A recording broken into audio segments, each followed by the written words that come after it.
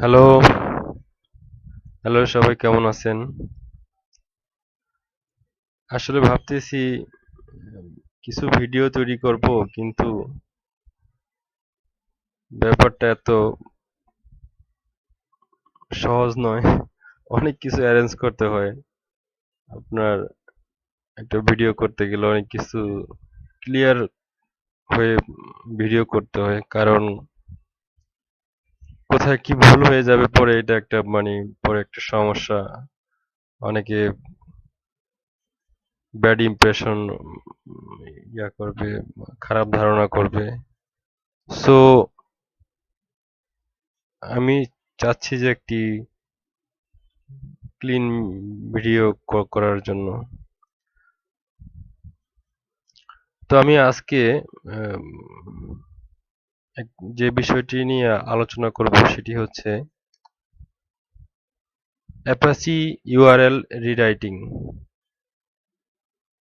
মানে এসটিএক্সএস এর মাধ্যমে আমরা কিভাবে ইউআরএল কে রিরাইট করতে পারি সেটা আজকে আমরা দেখব এবং পাশাপাশি আলোচনা করব। ইউআরএল রিরাইটিং একটা বিশাল ব্যাপার। তো আমি আজকে ছোট্ট পরিসরে যেটুকু সম্ভব সেটুকুই আলোচনা করব।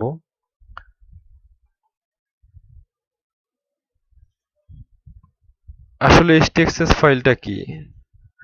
দ্যাট মিন্স সার্ভারে htaccess .htaccess ফাইলটা যখন আপনার দেওয়া হয়, এটাতে আপনি যদি অ্যাপাচির mod আন্ডারস্কোর রিরাইট এই মডিউলটা এনেবল থাকে, তাহলে .htaccess ফাইলে আপনি আহ, লিখে ইউআরএল কে রিডাইরেক্ট করতে পারেন। তো রিডাইরেক্ট করতে হলে অনেকগুলো স্টেপস ফলো করতে হয়। সে স্টেপস গুলো কি সেগুলো একটু দেখি। সাপোজ আপনি যখন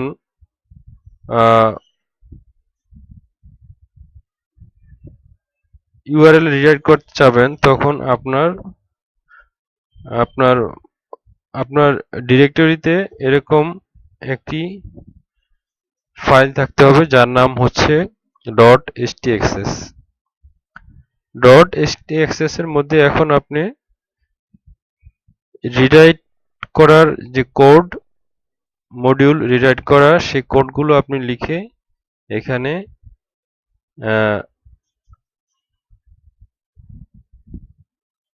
আপনি ইউআরএল কে রিডাইরেক্ট করতে পারেন।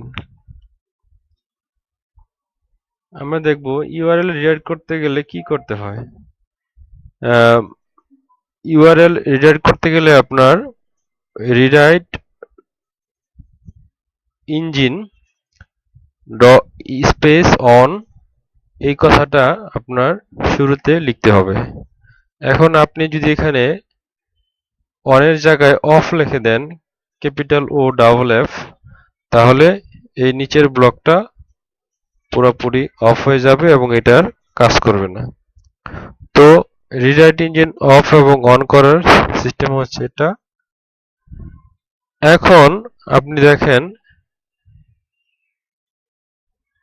রিরাইট ইঞ্জিনের মধ্যে কিভাবে কন্ডিশন লিখতে হয়। কন্ডিশন লিখতে হয় এবং সেই কন্ডিশন ফলো করে আপনার কিভাবে ইউআরএলটা রিরাইট হয় সেটা এখানে দেখতেছি আমি রিরাইট কন্ট। এটা হচ্ছে যে আমরা যে পিএইচপি তে আপনার লিখি rewrite if if then else, এখানে ব্যাপারটা সেরকমই, যে এটা হচ্ছে একটা if, that means rewrite condition. ইফের ইফের এটা হচ্ছে এক্সপ্রেশন। এক্সপ্রেশনের আপনার ইকুয়ালের আগের অংশ হচ্ছে এটা, আর ইকুয়ালের পরের অংশ হচ্ছে এটা। এখানে রিকোয়েস্ট ইউআরআই, এটা হচ্ছে আপনার ইউআরএল থেকে আপনার লোকাল হোস্টের পরে যে ডিরেক্টরি থাকবে সেই ডিরেক্টরি প্লাস এরপরে স্ল্যাশ দিয়ে যতগুলো ডিরেক্টরি পজিশন থাকবে সবগুলোকে এখানে রিকোয়েস্ট ইউআরএল এর মধ্যে আসবে, কিন্তু এখানে লোকাল হোস্টটা শুধু আসবে না। এটা হচ্ছে লোকাল হোস্টের ক্ষেত্রে। যদি ওয়েব হোস্ট হয় তাহলে আপনার ডিরেক্টরিটা আসবে না। দ্যাট মিনস এখানে আমি যদি আপনার ইউআরএল এ যাই, সেটা দেখেন এটা হচ্ছে লোকাল হোস্ট। যদি লোকাল হোস্ট হয় তাহলে রিকোয়েস্ট ইউআরএল এর মধ্যে আসবে এইটুকু। দ্যাট মিনস আমি যেটা বলতে চাচ্ছি সেটা হচ্ছে যে আপনার রিকোয়েস্ট ইউআরএল এর মধ্যে হবে এই যে আমি এখানে আপনার দিয়ে দিচ্ছি যে রিকোয়েস্ট ইউআরআই এ আপনার /tutorial/php/how to print string এই কথাটা আসবে। দ্যাট মিনস আমি যদি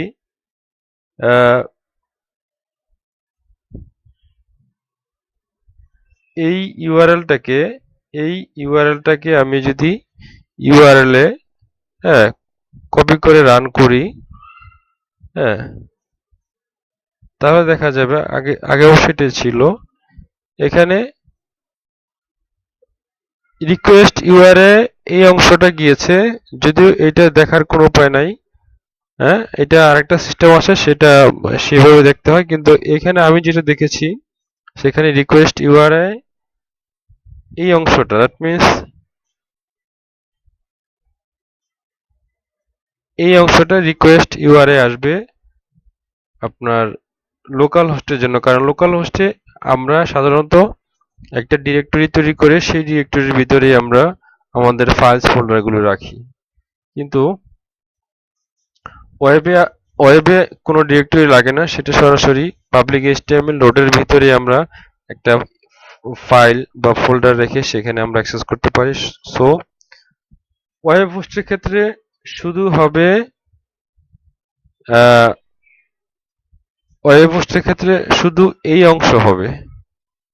আমি যদি বলি এখানে ওয়েব হোস্টের জন্য শুধু এই অংশ হবে, এই অংশ হবে। আমি যদি লিখি এখানে কন্ট্রোল দিয়ে এখানে ওয়েব হোস্টের জন্য শুধু এইটুকু হবে। এটা হবে লোকাল হোস্ট, ফর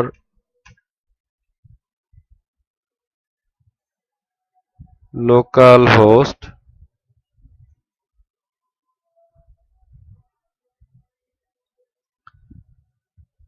এটা হবে ফর ওয়েব হোস্ট।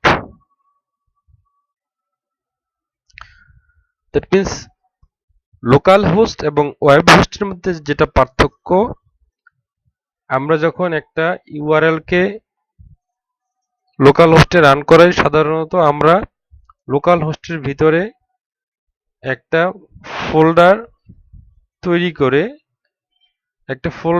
করে সেই ফোল্ডার থেকে আমরা অ্যাক্সেস করি, কারণ এখানে আমরা মাল্টিপল সাইট ডেভেলপ করি। সো এখানে আমাদের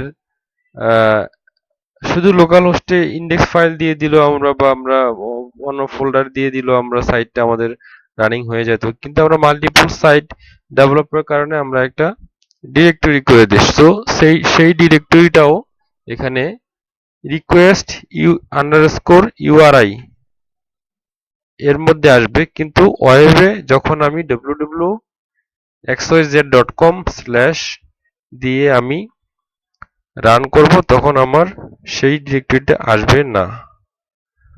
তো এখানে আমি যে বিষয়টি আলোচনা করতেছি সেটা হচ্ছে যে কিভাবে ইউআরএল রিরাইট করা যায়। ইউআরএল রিরাইট করতে হলে আমাদেরকে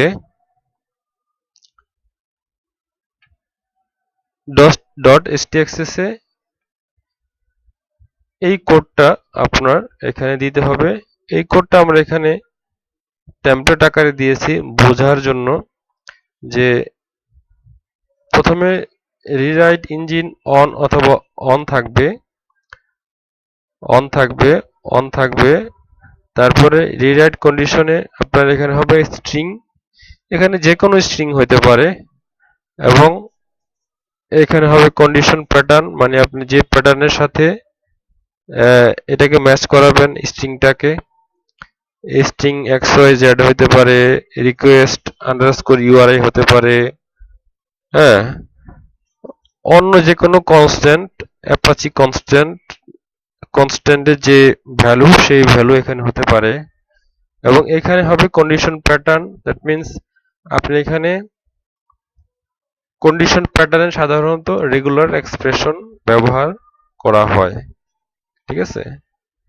তো এখানে আপনার যে কন্ডিশনটা থাকবে এবং রেগুলার এক্সপ্রেশন ইকুয়াল, মানে এটা ইকুয়াল এটা হতে হবে, মানে এটার এখানে যে ক্যারেক্টার্স গুলো থাকবে এই কন্ডিশনের রেগুলার এক্সপ্রেশন সেটাকে ম্যাচ করতে হবে। তাহলে যদি ম্যাচ করলে আপনার এটা পরের লাইনে যাবে এবং এই রাইট ইউআরএলটা তখন এক্সিকিউট হবে। এখানে এই প্যাটার্নও একটা আপনার রিরাইট ইউআরএল এর এই প্যাটার্নও একটা আপনার রেগুলার এক্সপ্রেশন। হ্যাঁ, রেগুলার এক্সপ্রেশনটা কি আসলে আমরা যে কোনো স্ট্রিং, একটা স্ট্রিংও একটা আসলে রেগুলার এক্সপ্রেশনের একটা অংশ, যদিও আমরা এখানে স্ট্রিং না, মানুষ সাধারণত ডেভেলপার এখানে যেটা ইউজ করে সেটা হচ্ছে আপনার রেগুলার এক্সপ্রেশন ইউজ করে। তো এইটা থেকে আমি একটু আপনাদের ক্লিয়ার করে বোঝাচ্ছি যে কিভাবে এটা কাজ করে। হ্যাঁ, এই অংশটা আমি এখানেও লিখেছি এবং একটা ইমেজের মধ্যেও সেটা আছে, যে এটা আমি এখান থেকে বুঝাই, আপনাদের ইমেজটা দিয়ে বুঝাই যে এখানে এ হচ্ছে একটা রেগুলার এক্সপ্রেশন বা একটা স্ট্রিং, যেটা অবশ্যই আপনার ইউআরএল থেকে থ্রো করে যে স্ট্রিংটা, দ্যাট মিন্স কোনো এইচটিটিপি রিকোয়েস্টে যে www সাইটের নাম অথবা লোকাল হোস্ট ফোল্ডারের নাম, তারপরে যে অংশটা থাকে সেটাই হচ্ছে এই এতে আসবে। দ্যাট মিন্স এখানকার যদি বলি আমি, সেই এটা হচ্ছে এই php/how-to-print-string। এখানে একটা জিনিস খেয়াল রাখতে হবে, এখানে কখনোই কোনো ফোল্ডার আসতে পারবে না, এটা প্যারামিটার অথবা স্ট্রিং অন্য কিছু হবে, কিন্তু এখানে কখনোই ফোল্ডার আসতে পারবে না, সেই দিকে খেয়াল রাখতে হবে। আর যখন নাকি আমার কোনো কিছু থাকবে না, কোনো একটা পেজ থাকবে, হ্যাঁ, এখানে যেমন একটা জিনিস দেখেছি আমি, দেখেন এখানে দেখেন অনেকগুলো ফোল্ডার, goldplated.com/folder1 folder2 folder3, তারপরে টেস্ট index.php। আসলে এখানে এ বলতে যেটা বোঝাচ্ছে সেটা হচ্ছে আপনার এই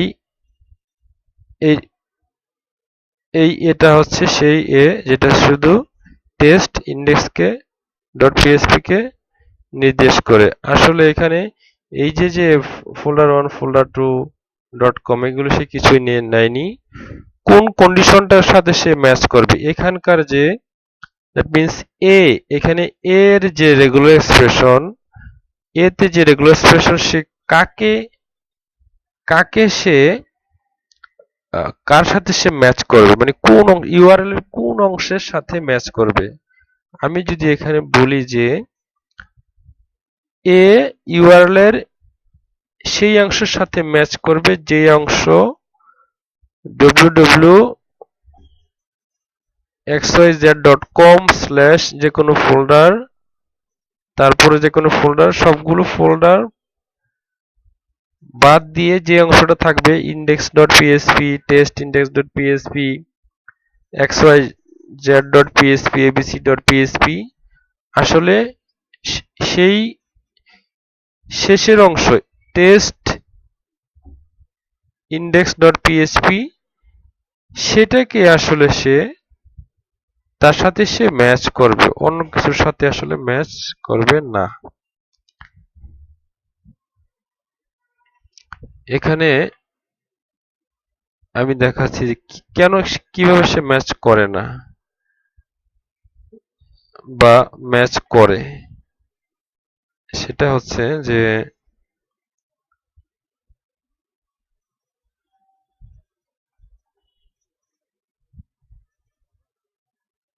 এখানে আমরা এই ইউআরএলটাকে নিয়ে কাজ করি, তাহলে বুঝতে পারবো। যেমন ধরুন এখানে এই ইউআরএলটা এরকম আছে। এখন আমি যদি এখানে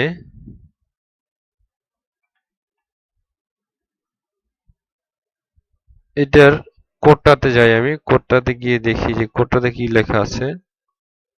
এখানে কোডটাতে লেখা আছে আপনার, এখানে দেখেন ওই tutorial XML jam htdocs tutorial, তার ভিতরে এই ফাইলটা আছে। সো এটাতে চেঞ্জ করলে আমরা এখানে এটার রেজাল্টটা পাবো। এখানে দেখেন রিকোয়েস্ট ইউআরআই, দ্যাট মিন্স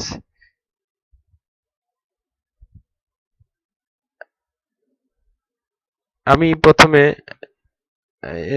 যে জিনিসটা করতে সেটা হচ্ছে যে আপনারা দেখাতে চাই যে এখানে একদম হুবহু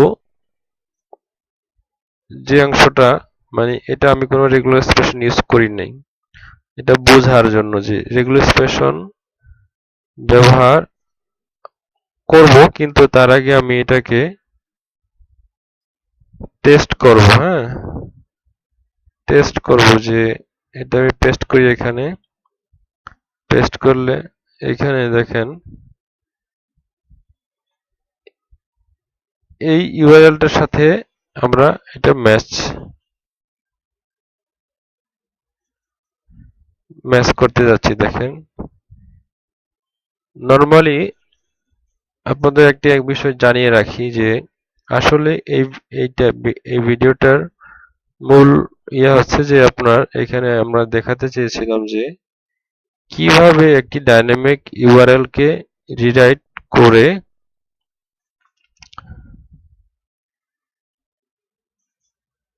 করা যায়। আমরা এখানে সাধারণত আমরা যখন কোনো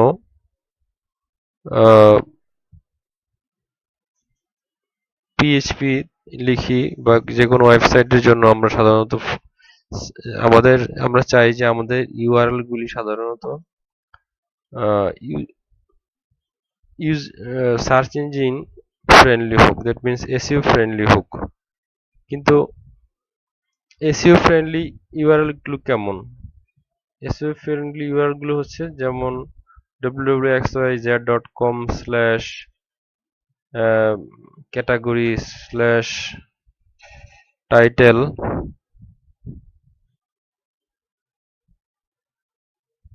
এখানে ঠিক সেরকম যে আমি যদি এই ইউআরএলটাকে সাধারণ ইউআরএল হিসাবে দেখতে চাই, তাহলে সেটা হচ্ছে এরকম।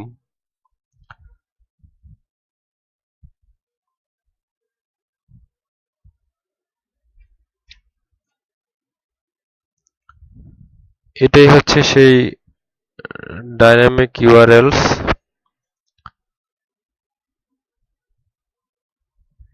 এখানে ছিল পিএইচপি, এখানে ছিল হাউ টু প্রিন্ট স্ট্রিং। দেখেন এটাই হচ্ছে আমাদের মূল যে মানে আমরা রেগুলার যে ইউআরএল গুলো তৈরি করি, যে পিএইচপি যখন আমরা কাজ করি যে প্যারামিটারস গুলো এরকম থাকে যে একটা প্যারামিটার ইকুয়াল টু তার ভ্যালু, তারপরে একটা হ্যান্ড সাইন, তারপর আরেকটা প্যারামিটার, তার ভ্যালু, এভাবে থাকে। কিন্তু আমরা যখন রেস্ট এপিআই তৈরি করতে যাই তখন কিন্তু আমাদের ইউআরএল গুলো এরকম হলে হবে না। রেস্ট এপিআই একটি নির্দিষ্ট প্যাটার্ন ফলো করে। সেই প্যাটার্ন ফলো করতে গেলে আমাদের এরকম .stxs আমাদের ইউআরএল কে রিরাইট করতে হয়। তো যাই হোক, আপনার এসইও ফ্রেন্ডলি বা রেস্ট এপিআই আপনি যাই লিখতে চান না কেন, সেক্ষেত্রে আপনাকে ইউআরএল রিরাইট করতে হবে। তো ইউআরএল রিরাইট করতে গেলে আরেকটি মাথার জিনিস খেয়াল রাখতে হবে যে আপনাকে ভালো রেগুলার এক্সপ্রেশন জানতে হবে। রেগুলার এক্সপ্রেশন জানলে আপনি ইউআরএল রিরাইট ভালো করতে পারবেন। তো যাই হোক, আমরা চাচ্ছি যে এই যে ইউআরএলটা আমরা চাচ্ছি যে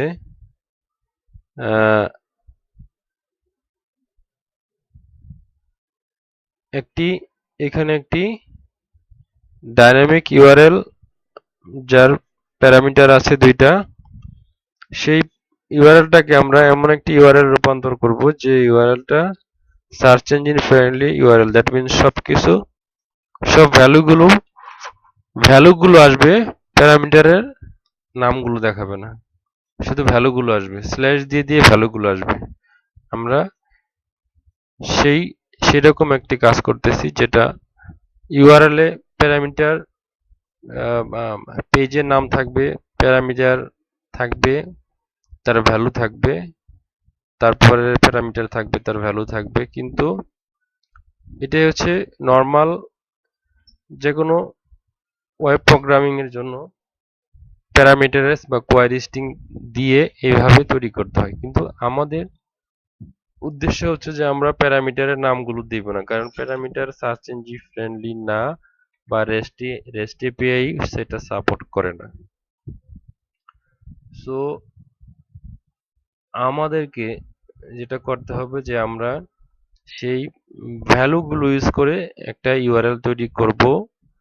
সেই ইউআরএলটা হচ্ছে এরকম যে আপনার ঠিক এরকম যে এখানে ভ্যালু ইউজ হয়েছে। আগে ছিল কি, এখানে ছিল আপনার ক্যাটাগরি ইকুয়াল টু পিএইচপি, তারপরে ছিল আপনার title equal to how to print string. এখন কিন্তু শুধু ভ্যালুটা ইউজ করেছি, PHP slash how to print string. হ্যাঁ, এখন আমরা যদি এই ইউআরএলটাকে, আচ্ছা, এটা প্রিন্ট দেওয়ার আগে আপনাকে মানে রান করার আগে আপনাদের দেখে নিয়ে একটা জিনিস হয়তো আমরা বলবেন যে আসলে এটা কোত্থেকে আসতেছে। যেমন এই যে এখানে category colon PSP title colon how to print string, এই ভ্যালুটা আসলে আমাদের একটা ইন্ডেক্স পেজ আমাদের ফোল্ডারে অলরেডি আমরা দিয়ে রেখেছি। সেটা হচ্ছে এখানে যে এই ইন্ডেক্স পেজের মধ্যে বিশেষ কোনো কোড নাই, এখানে শুধু প্যারামিটার গুলো ধরে, দ্যাট মিন্স গেট মেথডের মাধ্যমে যে প্যারামিটার গুলো আমরা এখানে ক্যাচ করব বা ধরবো সেগুলোকে এখানে আমরা পিএইচপি কোর মাধ্যমে প্রিন্ট করে দেখাচ্ছি for understanding. Okay, nothing else. আমরা অনলি বোঝার জন্য আমরা এই পেজটি ব্যবহার করেছি যে কিভাবে ক্যাটাগরি এবং টাইটেলকে পাস করতেছে। হ্যাঁ, তো আমরা দেখি যে এখানে এখানে এই যে প্রিন্ট করেছে এই ইন্ডেক্স পেজ থেকে। এটা ছিল আমাদের অর্ডিনারি ইউআরএল, যেটা সাধারণত প্রোগ্রামাররা যখন প্রোগ্রামিং করে তখন এইভাবে ইউআরএল লিখে থাকে। কিন্তু আমাদের উদ্দেশ্য হচ্ছে না, আমরা ইউআরএলটাকে স্ল্যাশ দিয়ে শুধু ভ্যালু ইউজ করব, প্যারামিটারের নাম ইউজ করব না। কারণ হচ্ছে যখন গুগল বা অন্য সার্চ ইঞ্জিন যখন ওরা সার্চ করে তখন শুধু শুধু ক্যাটাগরি এবং টাইটেলটা সে আহ, তার সার্চ ইন্ডেক্সের মধ্যেই রেখে দিবে। আসলে সেটা কোনো প্রয়োজন নাই, কারণ আসলে সবাই ভ্যালু দিয়ে সার্চ করে, কেউ কখনো প্যারামিটারের নাম দিয়ে সার্চ করে না। সো এটা ইউআরএল ফ্রেন্ডলি না, মানে এসইও ফ্রেন্ডলি না। সো এসইও ফ্রেন্ডলি ইউআরএল হচ্ছে আপনার এইরকম এইরকম আপনার ইউআরএল ফ্রেন্ডলি এইরকম আপনাকে। এখন আমি এইটা কপি করে রান করব। তো এখানে পেস্ট করি, পেস্ট।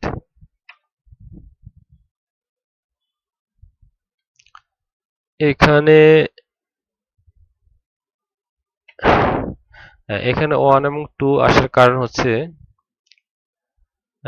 আমি দেখি এখানে কি করা আছে। হ্যাঁ, এই যে আমাদের এখানে আলোচনাটা এখানে আমরা রেখে অন্যদিকে চলে গিয়েছিলাম। তো এখানে আসলে এটাও একটা রেগুলার এক্সপ্রেশন, যদিও আমি পুরো স্ট্রিংটা লিখে দিয়েছি, কারণ রেগুলার স্ট্রিং মানেই হচ্ছে, রেগুলার এক্সপ্রেশন মানেই হচ্ছে একটা স্ট্রিং। স্ট্রিংটাকে আমি ডাইরেক্ট না লিখে রেগুলার এক্সপ্রেশন যে সুবিধাটা দিয়ে থাকে সেটা রেগুলার এক্সপ্রেশনের কিছু সিম্বলস আছে যেগুলো ইউজ করে সেই বড় স্ট্রিংটাকে ছোট করে নিয়ে আসা যায়, সেটা আমরা ইউজ করব। কিন্তু তার আগে আমরা এখানে আসলে ইউআরএল এ যে অংশটা আছে সেই অংশটা দিয়েই এখানে আমরা বোঝার চেষ্টা করব যে আসলে কিভাবে কাজ করছে। দেখেন এখানে ইউআরএল এ আমার আছে লোকাল হোস্ট ইউআরএল এ যাই আমি। ইউআরএল আছে আমার local host slash tutorial slash PHP slash how to print string. তো এখানেও লোকাল হোস্ট বাদ দিয়ে আমি আপনাদের আগেই বলেছিলাম যে রিকোয়েস্ট ইউআরআই শুধু ওয়েব পার্টের অংশটুকু বা বেজ ইউআরএল টুকু বাদ দিয়ে বাকি অংশটাকে সে বেজ ইউআরএলটাকে বাদ দিয়ে বাকি অংশটাকে সে রিকোয়েস্ট ইউআরআই মানে ইউনিফর্ম রিসোর্স আইডেন্টিফায়ার, সেই অংশটাকে সে এখানে নিয়ে আসবে। আসলে এই প্যারামিটারে যেটা আসবে আর এই ভ্যালুটা হচ্ছে সেম ভ্যালু। এখানে এটা হচ্ছে আপনার স্টার্টিং পজিশন, যে অবশ্যই সেটা স্ল্যাশ স্টার্ট দিয়ে শুরু হবে, তারপর অবশ্যই জি বা স্ট্রিং দিয়ে শেষ হবে। এখানে দেখেন এখানে কিন্তু এখানে একটু ভিন্ন আছে যে শুধু এইটুকু এসেছে এই অংশটায়। আসলে এইটুকুর কারণ হচ্ছে যে এটা হচ্ছে ফোল্ডারটাকে সে ডিটেক্ট করবে না, সে ডিটেক্ট করবে শুধু তার আদার স্ট্রিং, ফোল্ডারের পরে যে স্ট্রিং আছে সেই স্ট্রিংটুকুকে শুধু ফলো করবে সে। তার মানে ফোল্ডারের পরে স্ট্রিং আছে সেটা হচ্ছে PHP slash how to print string. হ্যাঁ, আর এখানে দেখেন আমাদের যে নর্মাল যে আমাদের অর্ডিনারি যে আমাদের প্যারামিটারাইজ ইউআরএল ছিল সেই ইউআরএলটাকে আমরা এখানে ব্যবহার করেছি। যে ইউআরএলটা আগে আপনাদেরকে দেখাইছি সেটা হচ্ছে এই ইউআরএলটা। এই ইউআরএলটা ভ্যালু কিন্তু এটা আসছে। তো আমরা কিন্তু এখন সেই ইউআরএলটা এখানে ইউজ করেছি, কিন্তু সেই ইউআরএল ইউজ করার পরে দেখেন ক্যাটাগরি ইকুয়াল টু এখানে 1 দিয়েছি, টাইটেল ইকুয়াল টু 2 দিয়েছি। হ্যাঁ, এখন এই স্ট্রিংটা আমার মেইন ইউআরএল এর এই অংশের সাথে যদি ম্যাচ করে, দ্যাট মিনস আপনাদের নোটপ্যাডে দেখায় যে যদি এই অংশের সাথে ম্যাচ করে ইউআরএল এর, তাহলেই সে কন্ডিশনটা ফুলফিল করবে এবং সে এই ইউআরএলটাকে প্রিন্ট করবে। হ্যাঁ, এখানে আমাদের ইউআরএল এ পিএইচপি হাউস স্ট্রিং অবশ্যই ফোল্ডারের পরের অংশ। ফোল্ডার শেষ হয়ে গেলে ফোল্ডার আপনার বেজ ইউআরএল পরে যে ফোল্ডারগুলো থাকবে সেই ফোল্ডারগুলো পরে স্ল্যাশের পরে যে অংশ থাকবে সেই অংশটাকে সে শুধু এখানে ম্যাচ করবে। সেই অংশটা এখানে ম্যাচ করছে এবং সে আউটপুট দিয়েছে এই অংশটা। হ্যাঁ, এই অংশটার 1 এবং 2 এখানে আসলে প্রিন্ট হয়েছে। কিন্তু আমরা এটা বোঝার জন্য ইউজ করেছি, কিন্তু আমাদের মেইন উদ্দেশ্য এটা না। ঠিক আছে, এখানে আরেকটা জিনিস আমি বলে রাখি, সেটা হচ্ছে যে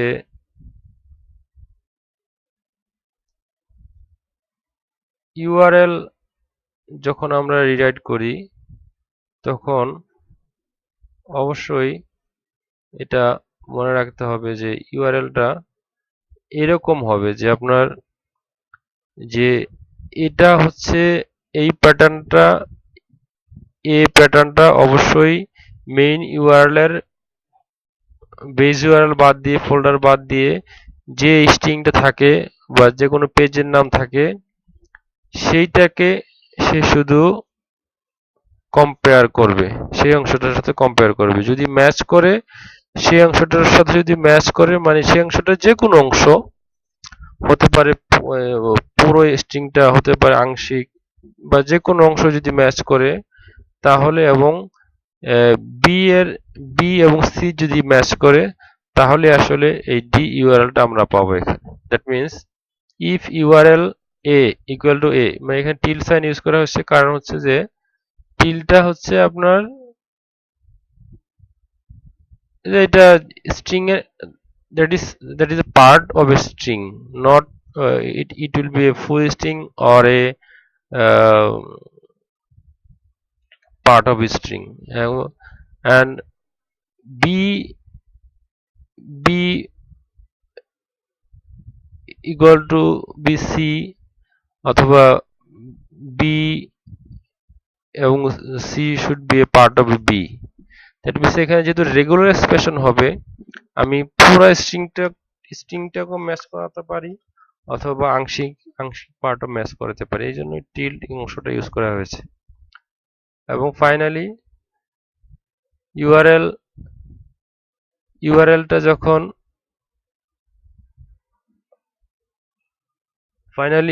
যখন আমরা রিরাইট করেছি তখন একটি নতুন ইউআরএল এ পরিণত হয়েছে। সেই ইউআরএলটা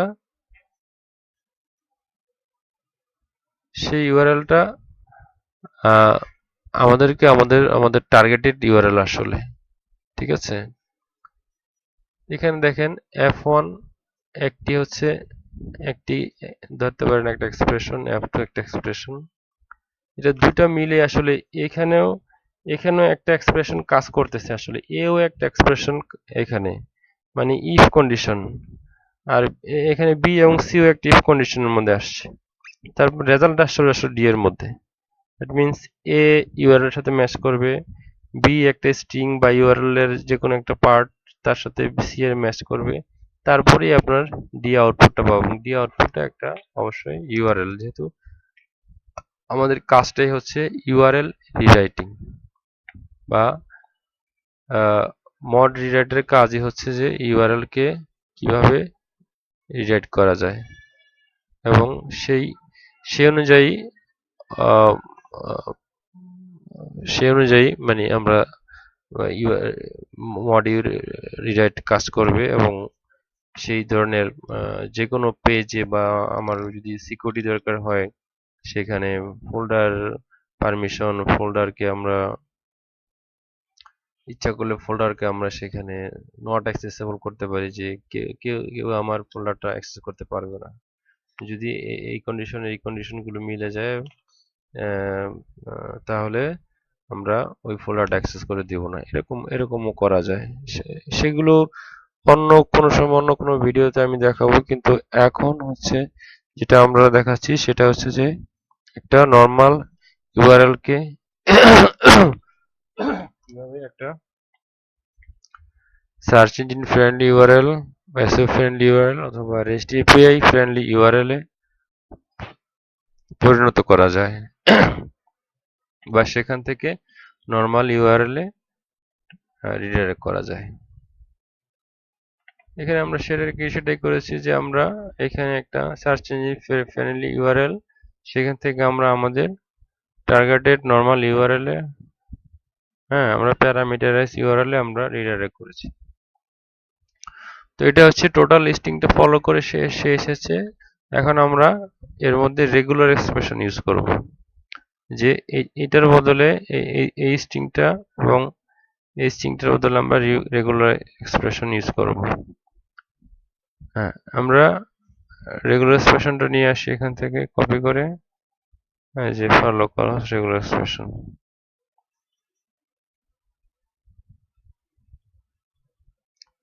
এখান থেকে এখানে আমরা এটা আগে পেস্ট করে আমি একটু কম্পারিজন আলোচনা করে আপনাদেরকে দেখাচ্ছি।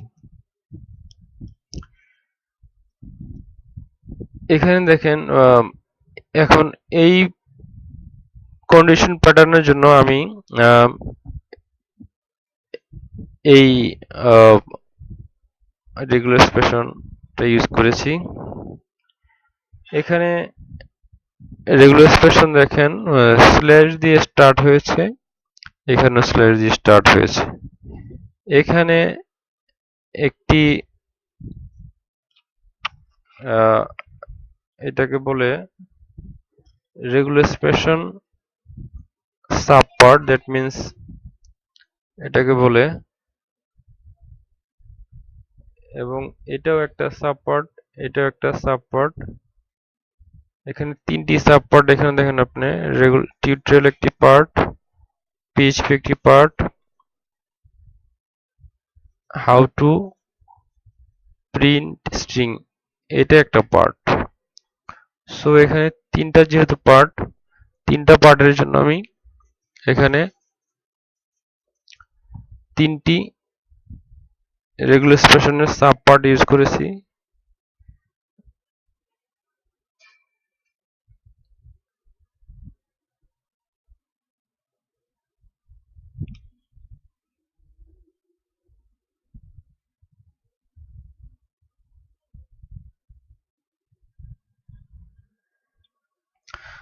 এখানে যেটা দেখাচ্ছিলাম যে এখানে দেখেন, এখানে এটাকে বলে সাব প্যাটার্ন, যে সাব প্যাটার্ন ইউজ করেছে।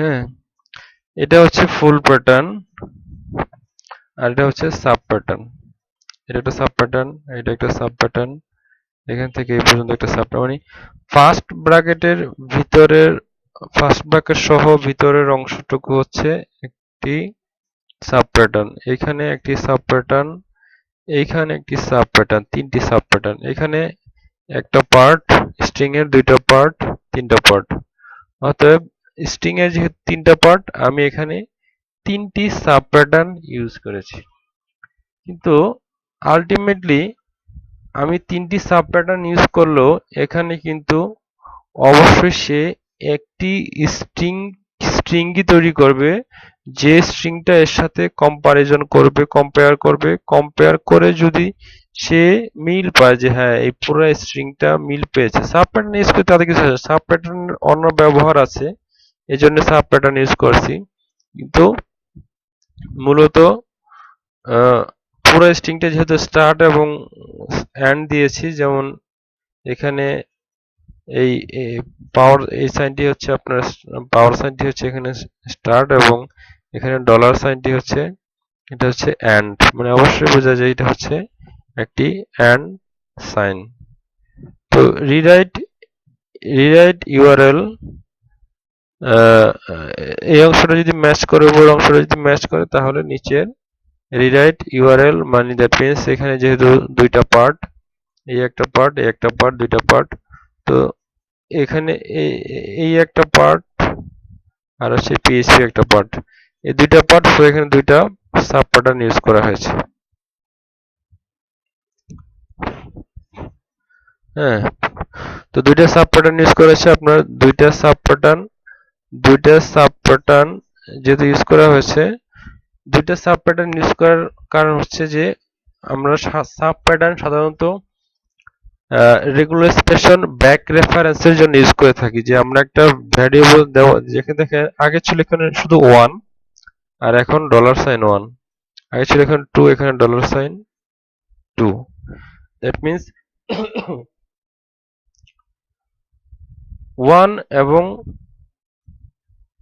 2 এখানে $সাইন দিয়ে ইন্ডিকেট করা হয়েছে।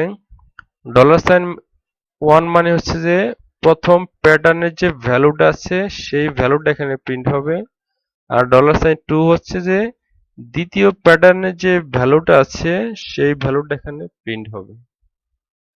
হ্যাঁ, এটা খুব ইম্পর্টেন্ট ব্যাপার যে রেগুলার এক্সপ্রেশন যখন ব্যাক রেফারেন্স হিসেবে কাজ করে তখন তার প্রথম সাব প্যাটার্নের জন্য প্রথম যে $সাইন 1 ইউজ হবে সেটা হচ্ছে প্রথম সাব প্যাটার্নের ভ্যালু, দ্বিতীয় সাব প্যাটার্নের জন্য যে $সাইন 2 ইউজ করা হবে সেটা হচ্ছে দ্বিতীয় সাব প্যাটার্নের ভ্যালু।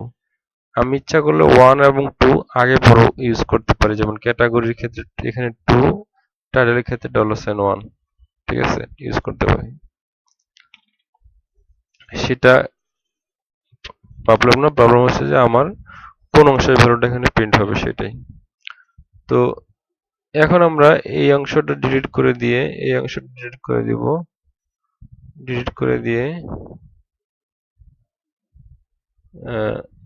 করে দিয়ে আমি শুধু এই অংশটা সেভ করব।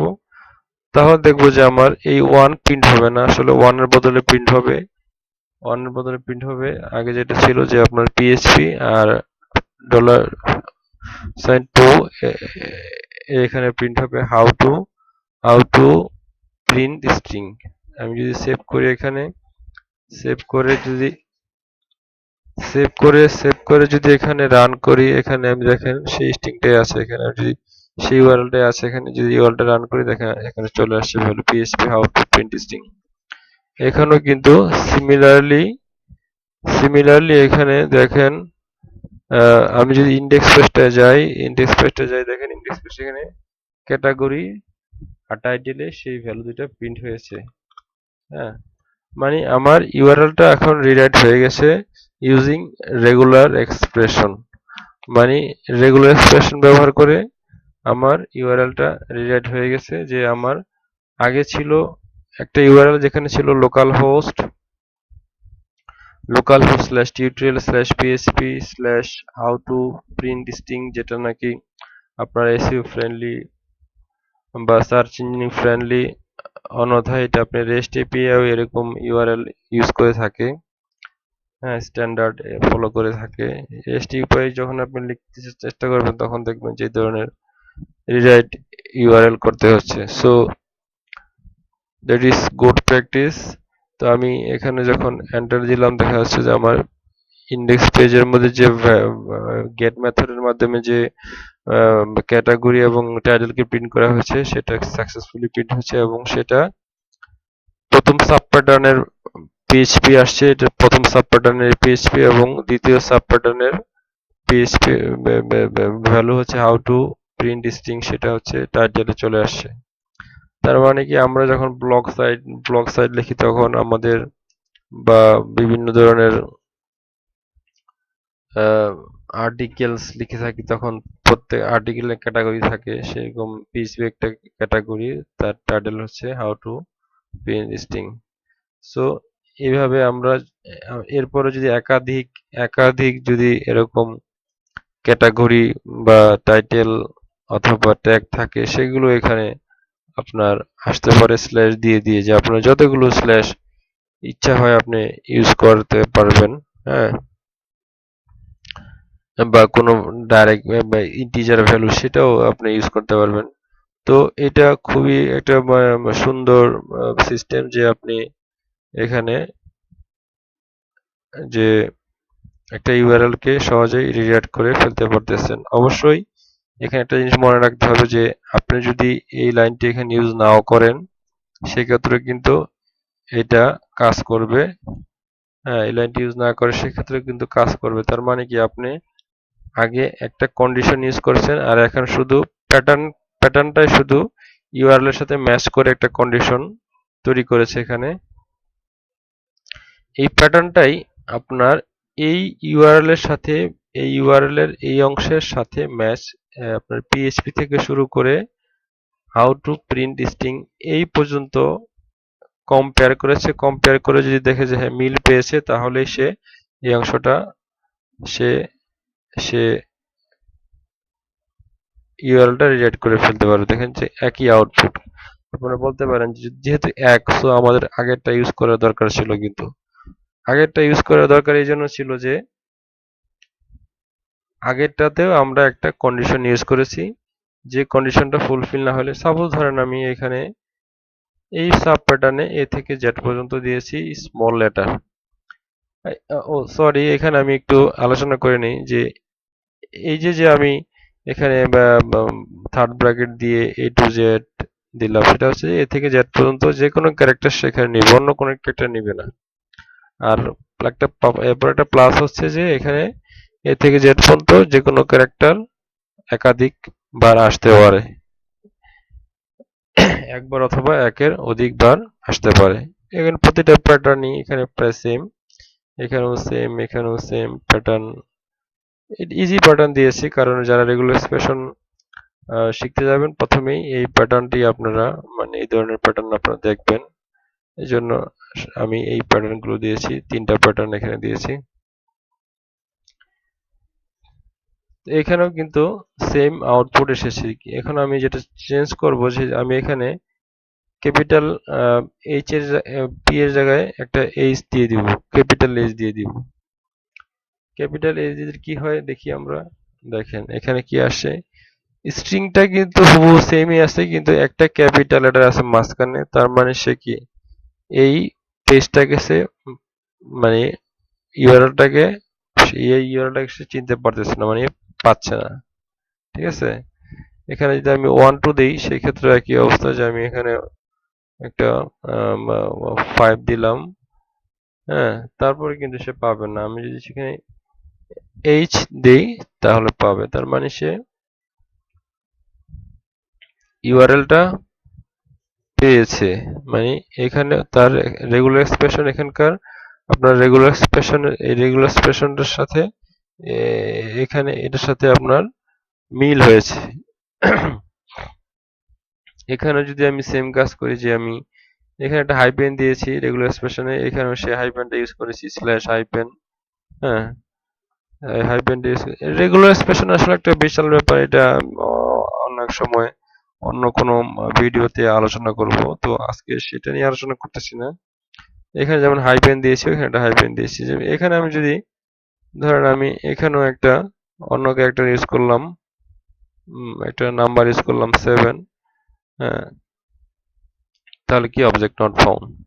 এইভাবে এইটা এটা আপনি সিকিউরিটির জন্য এভাবে ইউআরএল রিডাইরেক্ট ইউজ করতে পারেন, যে আপনি যে কোনো কিছুই ইউআরএল প্রিন্ট করতে দিবেন না, পাঠাতে দিবেন না। সিঙ্গেল কোটেশন যেগুলো দিয়ে ইনজেকশন হতে পারে, স্কুল ইনজেকশন হতে পারে, হ্যাঁ, তারপরে আপনার সাইটে আপনার স্ক্রিপ্টিং স্ক্রিপ্টিং হতে পারে, হ্যাঁ, স্ক্রিপ্টিং এর মাধ্যমে যে হ্যাক হয় সেগুলো হতে পারে। তারপরে পোস্টের মাধ্যমে যে হ্যাক গুলো হয় সেগুলো আপনি এই ইউআরএল রিডাইরেক্ট করার মাধ্যমে বা গেট মেথডের মাধ্যমে যে হ্যাক গুলো হয় সেগুলো আপনি এই ইউআরএল রিডাইরেক্টের মাধ্যমে আপনি আটকাতে পারেন, যে আপনার অনেক হ্যাক আপনি এইভাবে ইউআরএল রিডাইরেক্ট করে আপনি আটকাতে পারেন। তো সিকিউরিটির জন্য বা যে কোনো একটা ইউআরএল, যেমন পুরোনো কোনো ইউআরএল কে, হ্যাঁ, আপনি একটা সাইট চেঞ্জ করেছেন, যে আপনার আগের সাইট এখন ভিজিটর আসে, পুরনো নতুন সাইট কেউ চিনে না, পুরনো সাইটকে সবাই চিনে। সব পুরনো সাইটটাকে আপনি নতুন সাইটে নিয়ে দিতে পারবেন, সেই সম্বন্ধেও আলোচনা করা যায়। হ্যাঁ, তো আজকে সেইটা নিয়ে আলোচনা করব না, সেটা অন্য কোনো একদিন অন্য ভিডিওতে আমরা সেই ব্যাপারটি হয়তো নিয়ে আসব। তো এখানে আমরা আজকে যে বিষয়টা দেখলাম যে একটি ইউআরএল কে কিভাবে আমরা অন্য একটি ইউআরএল এ রূপান্তর করতে পারি, বা একটি এসইও ফ্রেন্ডলি ইউআরএল কে কিভাবে কিভাবে আমরা আমাদের প্যারামিটারাইজ বা কোয়ারি স্ট্রিং সমুন্নত ইউআরএল এ রূপান্তর করতে পারি। তো এখানে আরেকটি বিষয় যে এই যে যেগুলো আমরা এখানে দেখলাম এগুলো লোকাল হোস্টে আমরা রান করে দেখলাম। হ্যাঁ, কিন্তু আমার যেটা এটা যদি ওয়েবে কিন্তু আমার টিউটোরিয়াল অংশটা নাই। সো এখানে একটু রেগুলার এক্সপ্রেশনটা একটু ভিন্ন টাইপের। হ্যাঁ, কিন্তু এইখানে আমি একটা জিনিস দেখতেছি যে আমার আগে লোকাল হোস্টে কিন্তু ইউআরএল সেম আছে, কিন্তু ওয়েবে এটা সেম নাই। আসলে যখন নাকি সার্চ ইঞ্জিন ফ্রেন্ডলি বা এটা যখন আপনি যখন রেস্ট এপিআই ইউজ করবেন সেটার জন্য ঠিক আছে যে আপনার ইউআরএলটা এরকম হয়ে গেল চেঞ্জ হয়ে, কিন্তু আপনি যখন সার্চ ইঞ্জিন ফ্রেন্ডলি ইউআরএল করতেছেন তখন কিন্তু এরকম হয়ে গেল আর সার্চ ইঞ্জিন ফ্রেন্ডলি থাকলো না। সো এইটা একটু জানার বিষয় আছে লোকাল হোস্টে কেন হচ্ছে কিন্তু ওয়েবে হচ্ছে না। এটা ইউআরএল মড রিডাইরেক্টের ওখানে মডিউলে কোনো বা আপডেটস এর কারণে এরকম হচ্ছে কিনা সেটা একটু দেখতে হবে যে আমার ইউআরএলটা চলে আসতেছে এখানে, কিন্তু এখানে কিন্তু ইউআরএলটা আসতেছে না। আমার on the fly which means hidden ভাবে আপনার কাজটা হয়ে যাচ্ছে, কিন্তু এখানে কিন্তু আপনাকে ব্যাপারটা ওপেন করে দিচ্ছে। হ্যাঁ, এই ব্যাপারটা দেখার বিষয় এখানে। এখানে এখানকার ইউআরএল আমরা যদি দেখি আমাদের ইয়েটা, এখানে কিন্তু দুই দুইটা প্যাটার্ন করে ইউজ করা হয়েছে কন্ডিশনের মধ্যে, কারণ এখানে টিউটোরিয়াল ফোল্ডার নাই। টিউটোরিয়াল ফোল্ডার না থাকার কারণে এখানে কিন্তু ডাইরেক্ট বেজ ইউআরএল এর পরে আপনার পিএসপি এবং slash how to print string সেই কথাটি এসেছে। এই জন্য দুইটা প্যাটার্ন, উপরে দুইটা প্যাটার্ন এসেছে, এখানে তিনটা প্যাটার্নের প্রয়োজন হয় নাই। আসলে এইটাই সঠিক যে আপনি সবসময় ওয়েবে হোস্ট করবেন আপনার ফাইনালি কাজ করে, আপনি লোকালে রাখবেন না। আর তখন আপনার দুইটা প্যাটার্ন নিয়ে আপনার কাজ করতে হবে। মানে একটা ফোল্ডারের জন্য আপনার প্যাটার্ন দরকার নেই। আর লোকাল এবং ওয়েবে দুইটাই সেম, কারণ হচ্ছে যে সে কখনো রিরাইট রুল কখনো তার প্যাটার্নে ফোল্ডারকে সে ব্যবহার করে না, ফোল্ডার পরে যে অংশটুকু থাকে সেইটুকু ব্যবহার করে। এবং সেটা আপনি ইচ্ছা করলে এখানে ব্যাক রেফারেন্সের মাধ্যমে আপনার ইউআরএল এ নিয়ে যেতে পারেন। কারণ আমার ক্যাটাগরি প্যারামিটারে আমি চাচ্ছি যে আমার প্যাটার্নের প্রথম ক্যাটাগরি অংশটা আসবে এবং টাইটেল অংশে আমার দ্বিতীয় প্যাটার্নের জিনিস স্ট্রিংটা আসবে। সো এই ক্ষেত্রে এটা খুব ইম্পর্টেন্ট যে আপনার ব্যাক রেফারেন্স কি সেটাও আপনাদের জেনে নিতে হবে। যে ব্যাক রেফারেন্সের মাধ্যমে আমরা ইউআরএল কে রিডাইরেক্ট করে সেখানে ভ্যালুগুলো প্রিন্ট করতে পারি, আগের পুরনো ইউআরএল এর ভ্যালুটা নতুন ইউআরএল এ প্রিন্ট করতে পারি। That is good practice. তো ডিয়ার ফ্রেন্ড, আজকে আমরা যে বিষয়টি আলোচনা করলাম সেটা হচ্ছে যে আপনার অ্যাপাচি অ্যাপাচি মডিউল বা রিডাইরেক্ট মডিউল যদি এনাবল থাকে আপনার অ্যাপাচি সার্ভারে, তাহলে আপনি ডট এক্সটিএক্সএস ফাইল ইউজ করে আপনার ইউআরএল কে রিডাইরেক্ট করে নিতে পারেন। দ্যাট মিন্স পুরনো ইউআরএল কে নতুন ইউআরএল এ আপনি ট্রান্সফার করতে পারেন আপনার ভিজিটরকে, অথবা আপনি পুরনো আপনার ইউআরএল কে এসইউ ফ্রেন্ডলি ইউআরএল বানাতে পারেন, অথবা আপনার রেস্ট এপিআই যেসব ইউআরএল ফলো করে সেই সব ইউআরএল আপনি বানাতে পারেন। অনেক কিছু করতে পারেন। এটা বিশাল অনেক কিছু। আমি আজকে ছোট্ট একটি ব্যাপার নিয়ে আলোচনা করলাম। যদিও আমি বিশদভাবে আলোচনা করার চেষ্টা করেছি। পরবর্তীতে আমি এই বিষয়ে হয়তো আরো বিস্তারিতভাবে আলোচনা করব। তো আজকের মতো এখানে বিদায় নিচ্ছি। আল্লাহ হাফেজ।